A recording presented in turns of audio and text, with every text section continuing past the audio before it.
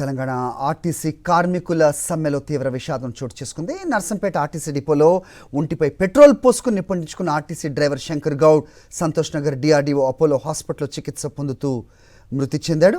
DRDO ఆసుపత్రిలో postmortem పూర్తయింది. అనంతరం శంకర్ గౌడ్ డెడ్ బాడీ వరంగల్లోని స్వస్థలానికి చేరుకుంది. మరోవైపు ఆర్టీసీ డ్రైవర్ శంకర్ గౌడ్ మృతిపై సీఎం రేవంత్ దిగ్భ్రాంతి వ్యక్తం చేశారు. శంకర్ గౌడ్ కుటుంబానికి అండగా ఉంటామన్నారు. ఆర్టీసీ జేఏసీతో చర్చలకు సిద్ధంగా ఉన్నామన్న సీఎం రేవంత్ సమస్యల పరిష్కారానికి చిత్తశుద్ధితో ప్రయత్నిస్తున్నామన్నారు.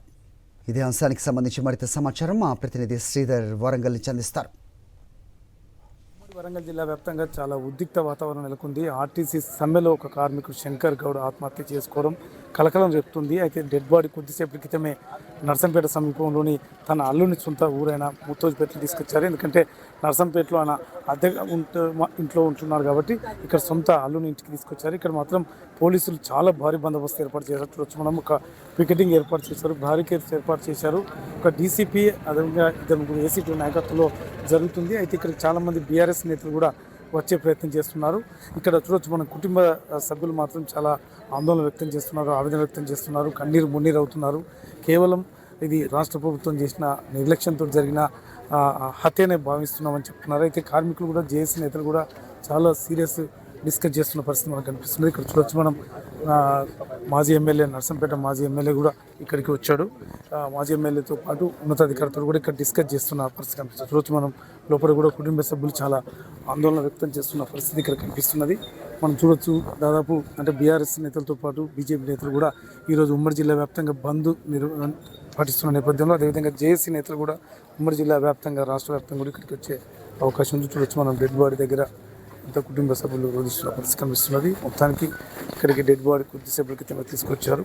ఈ డెడ్ బాడీ కుటుంబానికి న్యాయం జరగాలి, అదేవిధంగా ఏదైతే కార్మికుల సమ్మెకు సంబంధించి న్యాయం జరగాలనే డిమాండ్ మాత్రం ఇక్కడ మనకు స్పష్టంగా కనిపిస్తున్నది.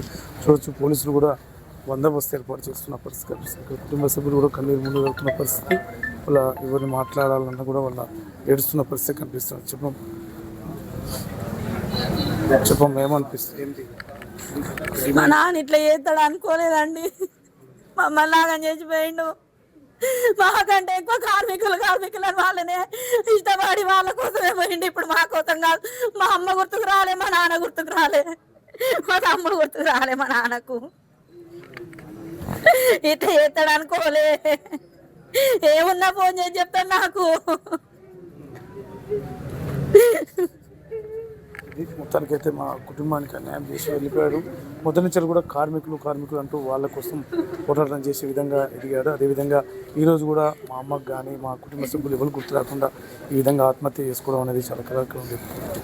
మొత్తానికి ఇది ఉన్నప్పుడు కూడా ముత్తైపేటలో ఒక ఉద్రిక్త వాతావరణం నెలకొంది. మరికొద్దిసేపట్లో అంటే కొన్ని డిమాండ్ చేస్తున్నారు. ఆ డిమాండ్స్ రాష్ట్ర ప్రభుత్వం ఒప్పుకుంటుందా లేకపోతే అంటే ఇక్కడ సొంత అల్లుని తీసుకొచ్చారు. అయితే ఇక్కడ ముత్తైపేట మాత్రం ఒక ఉద్రిక్త వాతావరణం నెలకొంది. అయితే పోలీస్ డిపార్ట్మెంట్ అది రాష్ట్ర ప్రభుత్వ పెద్దలు కూడా మిగతా నాయకులతో మాట్లాడుతున్నారు. జేఏసీ నాయకులు ఎటువంటి నిర్ణయం తీసుకున్న తర్వాత తెచ్చుకునే అవకాశం. రామదాస్ శ్రీధర్ రెడ్డి, సాక్షి న్యూస్, వరంగల్.